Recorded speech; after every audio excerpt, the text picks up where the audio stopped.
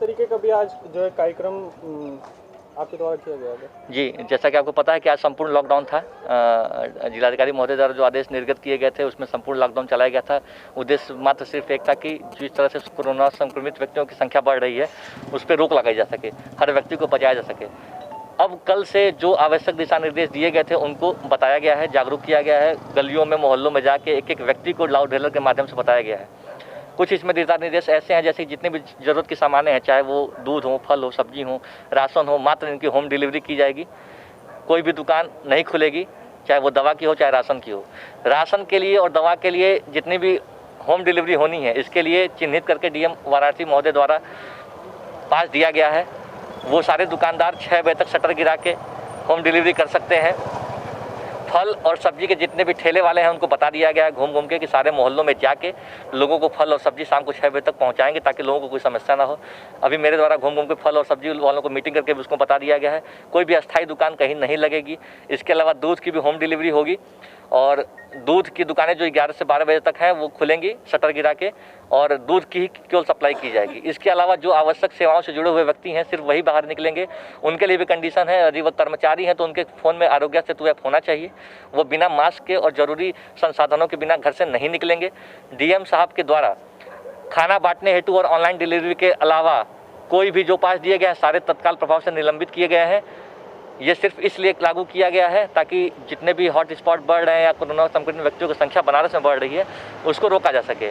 तो मेरे द्वारा शाम को हर गली, हर मोहल्ले, हर व्यक्ति को घूम घूम के लाउड हेलर के माध्यम से बताया गया ताकि हर व्यक्ति को ये सूचना पहुंच जाए, ताकि कम से कम लोग कल इसका उल्लंघन कर दें। या कई बार ऐसा होता है कि लोग कहते हैं हमें जानकारी नहीं थी सर, हम निकल गए। तो ये ना कहें लोग कि हमको पता नहीं था। हमने लोगों को घर से जाके मोहल्लों में, नुक्कड़ पे, चौराहों पे लोगों को बता दिया गया है। ठेले वालों, सब्जी वालों को बता दिया गया घर में, गलियों में घूम घूम के लोगों को सब्जी फल पहुंचा दें।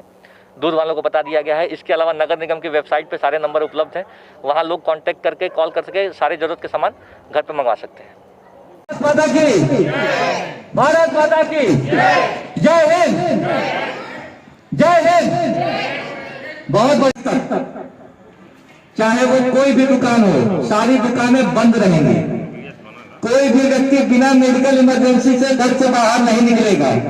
दूसरी बात, तीसरी बात, सारे जरूरी सामानों की, चाहे वो राशन हो, दूध हो, फल हो, सब्जी हो, सबकी होम डिलीवरी की जाएगी। होम डिलीवरी के लिए जो ठेले वाले हैं, जैसे आपके मोहल्ले में रोज घूमते हैं, शाम को 6 बजे तक घूमेंगे, इनसे आप फल सब्जी खरीद सकते हैं।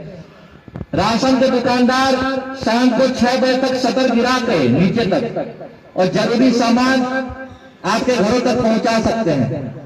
इसके अलावा नगर निगम की वेबसाइट पे सारे हेल्पलाइन नंबर दिए गए हैं जहां से आप होम डिलीवरी प्राप्त कर सकते हैं।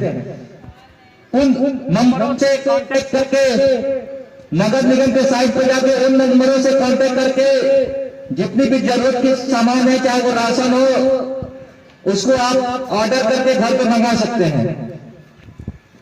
इसके अलावा कोई भी व्यक्ति घर से बाहर नहीं निकलेगा। जिन लोगों को डीएम साहब के द्वारा ऑनलाइन डिलीवरी करने के लिए पास दिए गए हैं या खाना बांटने के लिए पास दिया गया है, इनको छोड़कर सारे पास निरस्त समझे जाएंगे। इसलिए किसी प्रकार का कोई बहाना नहीं चलेगा। यदि इसके अलावा किसी दुकानदार को ऑनलाइन डिलीवरी करने के लिए पास की आवश्यकता हो तो वो जिला पूर्ति अधिकारी से संपर्क कर सकता है और 1072 पे कॉल करके अपना पास के लिए आवेदन कर सकता है। जिस प्रकार से महामारी फैल रही है, यदि आप जागरूक नहीं हैं तो अब हम सख्ती करेंगे और सख्ती करने के साथ ही आपको कोरोना से बचाएंगे। क्योंकि अगर आप जागरूक होकर अपने आप को नहीं बचा पा रहे हैं तो ये हमारा काम है कि हम कड़ाई करेंगे और आपको बचाएंगे। ये जितने भी दिशा निर्देश मेरे द्वारा बताए गए हैं, इनका आप कड़ाई से अनुपालन करेंगे। यदि इसके अलावा कोई भी व्यक्ति घर से बाहर निकलता है तो उसकी गाड़ी को सील कर दिया जाएगा, उसके खिलाफ महामारी एक्ट का मुकदमा लिखा जाएगा और तत्काल प्रभाव से उसको कस्टडी में लिया जाएगा।